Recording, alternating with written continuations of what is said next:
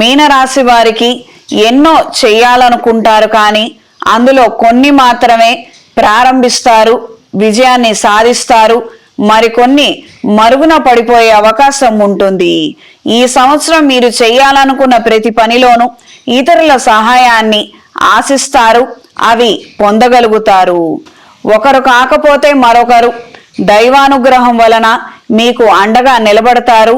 కార్యానుకూలత పెరుగుతుంది. కొత్త స్నేహాలు, పరిచయాలు ఎంతో కొంత ప్రయోజనాలను తెస్తాయి. సుదీర్ఘ కాలం నుండి వేధిస్తున్న కొన్ని కోర్టు వ్యవహారాలలో మంచి మార్పులు ఏర్పడతాయి. మధ్యవర్తుల ప్రమేయంతో, జోక్యంతో కొంతమంది ఆగడాలను కట్టడి చేయగలుగుతారు. ఉద్యోగంలో ఉన్నత స్థాయికి చేరుకుంటారు. బదిలీ ప్రయత్నాలు సఫలీకృతమవుతాయి. ఉద్యోగం లేని వారికి ఆసరాగా ఉద్యోగం లభిస్తుంది. ఇది ఊరట కలిగించే వార్త. కుటుంబపరమైన పురోగతిని సాధించగలుగుతారు. ఒక వ్యక్తి మీద మంచి అభిప్రాయాన్ని, అపారమైన నమ్మకాన్ని, ప్రేమ అభిమానాన్ని కలిగి ఉంటారు. సెల్ఫ్ డ్రైవింగ్ విషయంలో జాగ్రత్తలు అవసరం.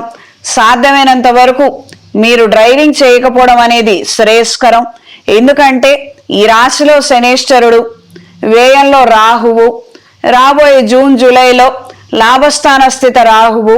విపరీతమైన ఆలోచనలు ఉంటాయి, ఏకాగ్రత ఉండదు. అలాంటప్పుడు మనం డ్రైవింగ్ చేసే కన్నా వేరే వాళ్ళకు ఆ బాధ్యత ఇస్తే సర్వదా శ్రేయస్కరం. కళా సాంస్కృతిక రంగాల్లో ఉన్నవారికి కాలం అనుకూలంగా ఉంటుంది. వ్యాపారంలో నిదానంగా నిలబడగలుగుతారు. అంచెలంచెలుగా మంచి ఆదాయాన్ని పొందగలుగుతారు. క్రయ విక్రయాలు బాగా జరుగుతాయి.